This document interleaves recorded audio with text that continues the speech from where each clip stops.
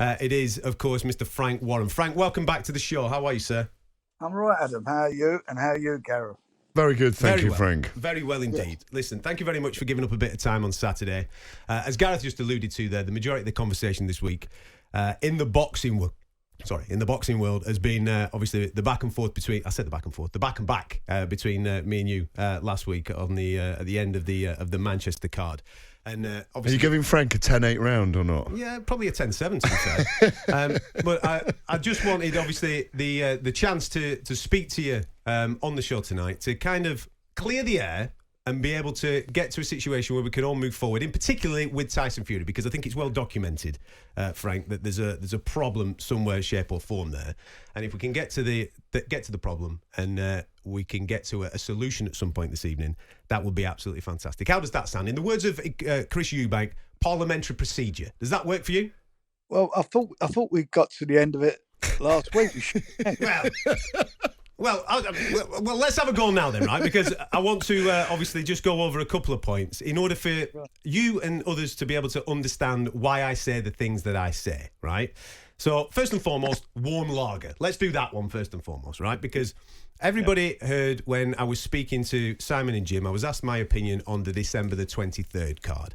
And this is a card that I said is moving in the right direction. It's a card that obviously you've been instrumental in bringing 12 of the best promoters and managers from around the world together to put on some of the biggest names on that particular card. Anthony Joshua's on that card, Deontay Wilder's on that card, albeit they're not fighting each other, but they're on that card, and I said that it's a step in the right direction. The analogy that I used when talking about that card is that fans have wanted champagne. We've been promised champagne. This is a nice bottle of Prosecco. We're going to get the champagne in February. It's a far cry from the warm lager that we got served last year. Now, I know that I'm paraphrasing there, Frank, but is that a fair assessment of what I said? Yes, roughly it was. I didn't agree with it, by the way, as you well know.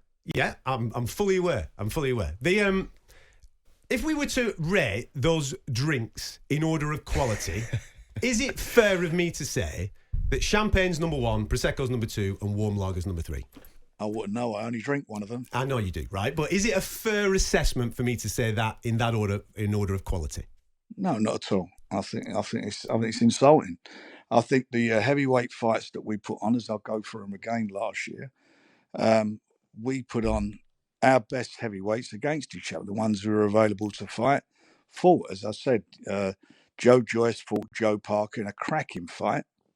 Then Joe went on and had 2 fantastic fights. Really? With Ang, he lost both of them, but they were quality fights because the number 1 fight and number 2 in the WBO, interim champion, by the way, right for the mandatory. We did the mandatory fight between Usyk and Daniel Dubois, which was an exciting fight, and Daniel had his moment in the fight, and then we put on the fight between, which was a mandatory within that period last year, of Tyson against Dillian White. Which was that was last April. Yeah, it was last year. It's not within the last 12 months, though, is it? All right. Well, you're going to be pedantic about. No, I'm not doing. And what I'm saying is that's what I was referring to. I said this time last year. Well, if you're not going to say that, then Tyson's had one up until fighting Nagano. He had 1 fight in a year. Yeah. So that was it, which was nothing to do with him. That was one of the reasons. Well, okay. All right. You just said so let me answer that. And that's one of the reasons I was pissed off with you and what was going down, because that wasn't down to Tyson. He signed last December, signed a contract with Skills Challenge to fight Usyk. So it was all done. And then Usyk pulled out of an injury. And then Tyson, the fight was going to be postponed until, according to Skills Challenge, until February this year. It didn't happen because they said the venue wasn't ready. They postponed it till April, and then again it wasn't going to happen. Their contracts expired with Tyson, as it did with Usyk. We then were going to put the fight in April. We agreed the terms, and then I remember a lot of comments were made about that. Tyson said he'd give him 60-30, which meant he would have got a quite 70-30. 70-30. He would have got a big purse for that. And then they had a turnabout and went and re-signed with Skills Challenge, which stopped the fight taking place then. And Skills Challenge said they'd put it on this December coming, which didn't happen. And we getting offers. So Tyson was getting a lot of stick over nothing. And in the meantime, an offer was we made an offer again to Joshua to fight in December last year. Joshua said he was going to take it. We got to a stage where we were actually exchanging contracts, and then it all fell apart. And it didn't fall apart because of Tyson. And you mentioned about deadlines. You know, when a fight goes like for example, the fight with Dillian White, that was put out by the WBC. There was a period of negotiation.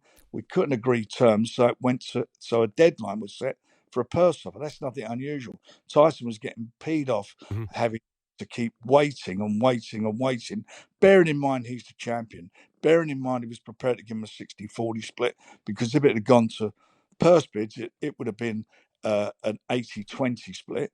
So all those things he was bending over backwards to do, and it didn't happen. And then it came out, and I mentioned the interview last week with, I think it's Frank Smith from Matchroom, said, and we were unaware at the time, that he didn't have a trainer, nor was he nor were they going to take the fight. They were never going to take that, were they? No. Yeah, well, that's not what they said. No, but hang on, let Frank say. Sorry, and we wouldn't have been wasting time with lawyers trying to make the fight if that was the case. Right. But anyway, that's passed and whatever. But Tyson didn't duck anything. That's the point I was making. But certain people took sides on it, and certain people chose to believe what the other people were saying. And it's been proven right that we didn't get an offer to fight Usyk, not one single offer. The only offers were made by us. It was proved right that Joshua didn't want to fight at that time Tyson on 2 occasions, because we offered him to fight again in April last year.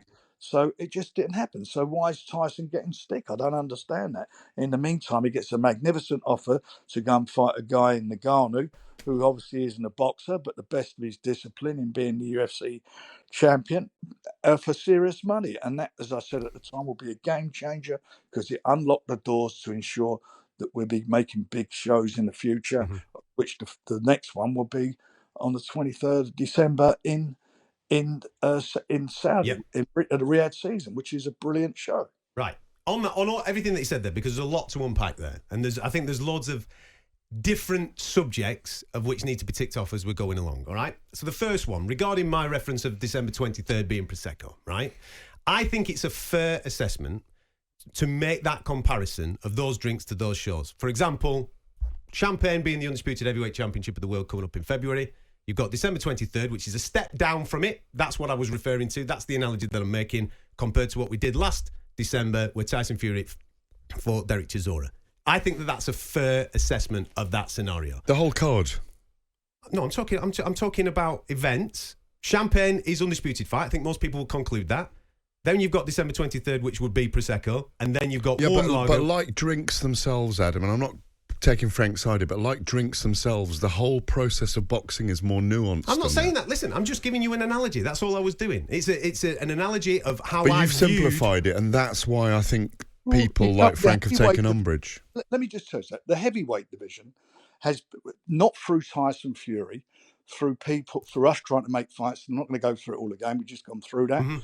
It's not Tyson's fault. In the meantime, the fighters that we work with, the best have fought the best. All of them. I just mentioned all their names. They were all great fights. Cracking heavyweight fights. Well, hang on, Frank. Just let me jump in on that, right? Because when I make the reference that the heavyweight division hasn't delivered the fights that the fans wanted to see, what I'm referring to is this. You've just made a good point there, right? In that, and again, I made that point of this time last year. So within this 12-month period, you brought up Zhang against Joyce. Great fight. On paper, great fight. Obviously, it played out kind of one-sided with Zhang. Nobody could have predicted that. It was a great fight. Great rematch as well. Everybody was on board with that. Now, I don't want to be derogatory to those fighters, but there are levels to boxing. And there's a top tier of heavyweight, and then there's maybe just a touchdown of people trying to become contenders. And I would put those two gentlemen in that, coming through, trying to be contenders to get into that top table. The top table, I personally refer to as Tyson, AJ, Usyk, Wilder. They're the top four for me. Why is? Let me ask that question. So why is AJ? Why is AJ at that top table, having lost two-time unified heavyweight champion? Yeah, but he's lost 3 of his last 5 fights. But he's a 2-time heavyweight champion with 12 world titles. Yeah, but he's lost 3 of his last 5. But he's had 12 world title fights. Yeah, he's in that top table. hang on a minute. How can you say? How can you compare? I'm just saying any champion who a champion's coming off of 3 losses. For example, Deontay White is coming off of 3 losses and so forth. How can you say you don't know how good he's going to be in his next fight out? No, I You have don't. No, I idea. don't. You could choose 5 guys who could Well, beat well, him in the hang top on. 10 at the moment. Again, this as is well. an- the point. Again, this is an opinion, but my opinion is being with backed up. Sorry, with the benefit of hindsight, and it is a benefit of hindsight on your part. At one stage, everybody was saying that Joyce was going to be the toughest fight out there for Tyson. Yeah, absolutely. Everybody was As the saying, next level of contender coming and through. a Yeah. lot of good, and a lot of good judges at that time were saying that he would beat AJ at that time. And now what they're saying is Zhang will give him all the problems and so forth. Absolutely. So Zhang is now taken that level. The next level. What's happened is that AJ is no longer at that level. He is now. So you're not saying that he's at the top 10 of the heavyweight division? Sorry. Let me just say that. Well, go and look at any of the rankings, and I think he may be, as far as Zhang's concerned, in front of him on maybe one of the. Yeah, but gents, come both of you though, what I on. will say is this: he's very marketable, isn't he, Come Frank? on. He's very marketable. There's box office, and Yes. then there's ability. Yeah, Right, there's- so that's what I'm that is talking. That's what I'm marketable. referring to. Well, hang on a minute. Well, you're talking about quality of fighters. I'm You're talking. not No. I'm talking not- about the fights that the fans want to see. That's But what I that's was what- referring to. Right. Well, okay, you may say that, but that doesn't mean they're the best fighters there. Would you? No. That's not what I'm saying. I said that the heavyweight division has not delivered the fights that the fans want to see. We've tried to deliver the ones from our end. That's not what I'm saying. I can't That's deliver. not Frank. Listen, that's not what I'm saying. What I am saying is that the fans, given facts, right, over the last 12 months, you've just mentioned there, Tyson's fought Derek Chisora and Francis Ngannou. AJ's fought Franklin and Elenius. Okay, we're giving the pass on the Elenius because it was supposed to be white, and we all know what happened in that situation. Usyk's fought Dubois, and Wilder's not fought. So it's fair of me to then say that the top table, the box office guys in the heavyweight division, have not delivered the fights that the fans want to see. You didn't say box office. You said The fans want to see. But well, I'm sorry. Your listeners wanted to listen to the fights because you bought the fights we sold. talkSPORT bought the warm lager. What warm lager? The Tyson Fury Zhang. and Chisora? The Zhang, yeah. Yeah, that's the only one I'm The referring to as the- warm lager. The Zhang. If we're going to carry on the drinks analogy, we've had a couple of tequilas on the way, haven't we? That's a great fight. Is Zhang versus Joe Joyce? I had no problem with that fight. Good fight, good contenders fight. They were coming through to be the next level. Tyson Fury took that fight after, so you just get the sequence of events correct instead of just going off on one like you, which I don't accept with you. Is the fact was that the fight was, as I've said, was signed to fight Usyk on that December date. If Tyson doesn't fight on that date, then he'd have been out the ring for at least a year. And in the meantime, I've just repeated myself, we went down the road to exchanging contracts with Anthony Joshua. Anthony Joshua, who at the end didn't want the fight. That's his prerogative. He didn't want it. Then what we're going to do now? Then we go. So then we go to the next one to fight him, and the next one we went to fight him was Ruiz, who asked for $25 million.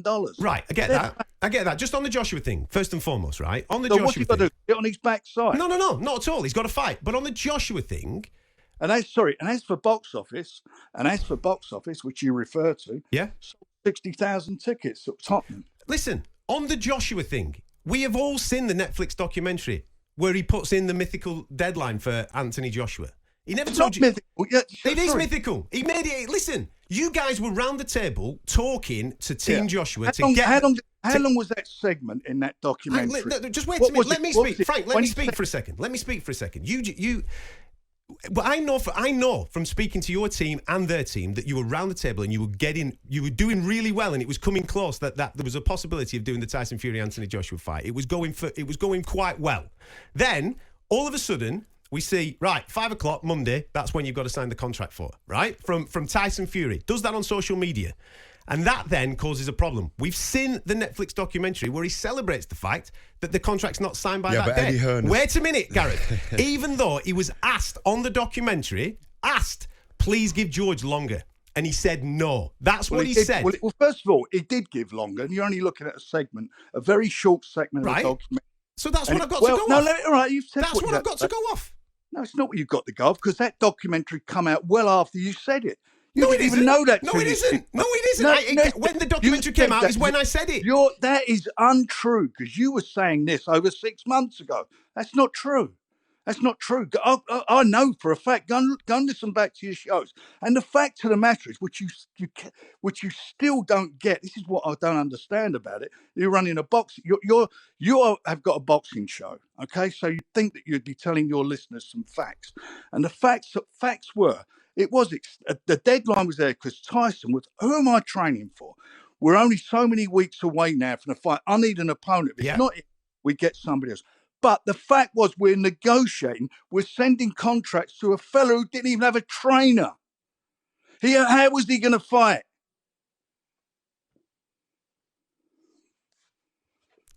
Frank, tell me, how was he going to fight? He never had a trainer. Frank, yeah, the evidence is there for everybody to see.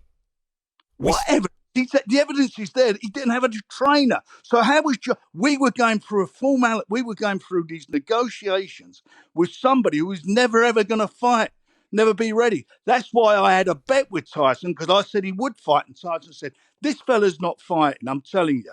And I had a bet with him, and he donated that money to Deborah, the charity. No, not okay. No, we'll get to the bottom line of it. So go and listen. Go back and listen to IFL's. And there was another one. I don't know what the other YouTube channel. Go back and listen. And Frank Smith says immediately after, more or less immediately after we announced that fight, it was never going to happen anyway. It was too soon, and he hasn't even got a trainer. Okay, how do we move this forward? Move what forward? Well, obviously there's a problem, isn't there, with Tyson and talkSPORT, isn't there? How do we move that forward? Well, I think that you're going to have to speak to him about. I can't move it forward. He's got his views, and he's where he's at. You know, I've been trying to explain this, but even up until a couple of minutes ago, you're still saying the same man. But that's an opinion, isn't it? You speak as a fan. You want the ideal world. You can have an opinion. And everybody's entitled to opinion, but sometimes there should be an informed opinion, and sometimes you should listen what's going on and hear what's going on. When you've got people from the other side, for example, in the Joshua situation, saying how it is, being very honest. Frank Smith was very honest and said that's why the fight's not happening. So what are we doing? We're scrambling now trying to find a fighter for Tyson to fight with about 6 or 7... Who was in the same management company that you were speaking to at the time with Derek Chisora, yeah? Sorry, say it again? So are we referring to the Derek Chisora situation? I'm referring to then. That's the reason Chisora come into being, because he was, and if you go and look at the ratings, he was both in the WBC and in the independent rankings the highest rated fighter available. Did I want the fight? Not particularly. I didn't particularly want the fight, but I didn't want Tyson sitting on his backside, because at that stage we were told that Usyk was injured and he would be fighting in March. And on the strength of that, I didn't want Tyson being out of the ring, which he would have been for over a year before fighting Usyk. But then that all fell apart after the fight with Chisora. That's what happened. They're the facts.